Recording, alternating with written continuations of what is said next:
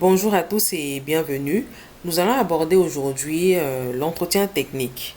Donc, à qui il s'adresse, à quoi il ressemble concrètement et surtout comment s'y préparer efficacement. Alors, vous avez décroché un entretien, donc de manière naturelle, il faudra vous attendre à ce que les questions d'ordre technique soient abordées.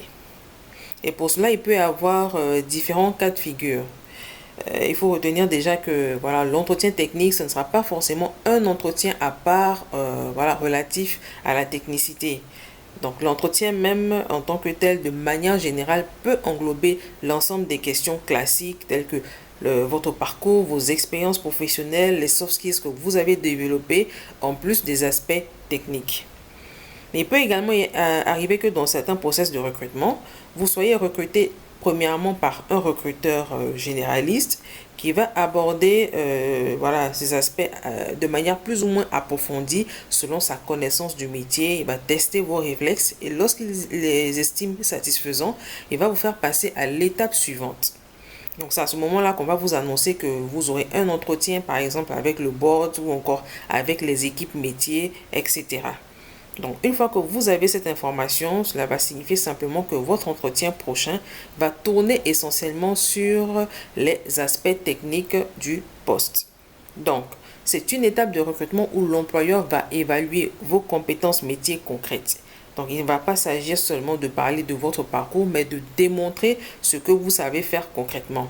Et cela va concerner tout type de métier, que ce soit les développeurs ou les ingénieurs IT, les financiers au travers par exemple des exercices de modélisation, d'analyse, des métiers techniques tels que voilà tout ce qui est data, supply chain, les métiers commerciaux en communication, RH, bref, tout le monde est concerné par les entretiens techniques. Ceci étant dit, à quoi faut-il s'attendre concrètement? Donc, en entretien technique, on peut par exemple vous demander de résoudre un cas pratique ou encore une mise en situation. On peut vous demander de commenter un tableau, une maquette ou encore un document financier et de justifier surtout vos choix méthodologiques ou encore vos différents raisonnements. Donc, par exemple, si on est un entretien pour un poste de trésorier, on va demander au candidat, par exemple, comment vous gérez les risques financiers liés à la trésorerie. Donc, cette question, l'objectif, c'est d'évaluer la capacité du candidat à gérer les risques financiers et à prendre des décisions en conséquence. Et dans le même cas, on peut demander également au candidat voilà, comment il évalue les besoins de trésorerie de l'entreprise. Donc, l'objectif, c'est de savoir un peu quels sont les outils, quelle est la méthodologie que voilà, va utiliser le candidat pour parvenir au résultat escompté. Et si dans son expérience, bien sûr, il a eu à les utiliser et quels sont les résultats qu'il a obtenus.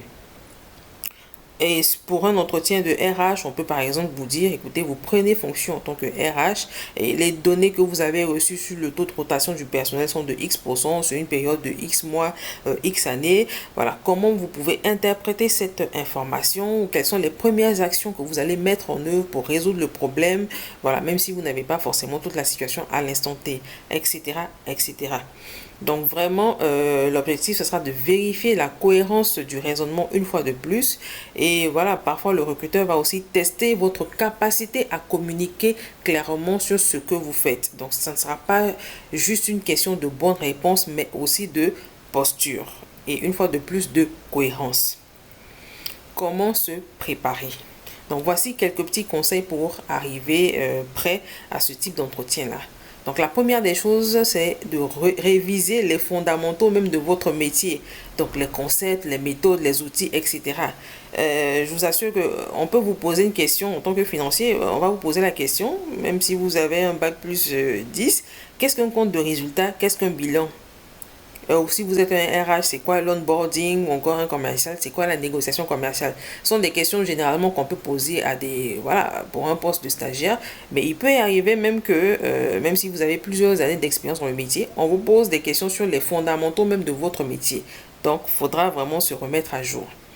Il faut en deuxième position revoir vos expériences passées. Donc avoir en tête au moins 2 ou 3 projets techniques que vous pourrez expliquer en détail de manière cohérente en long et en large. Et pour cela, il faut vous entraîner à l'oral et expliquez à voix haute vos différents raisonnements, quitte à vous filmer, vous enregistrer et revoir après pour voir si l'ensemble est tout à fait fluide et cohérent.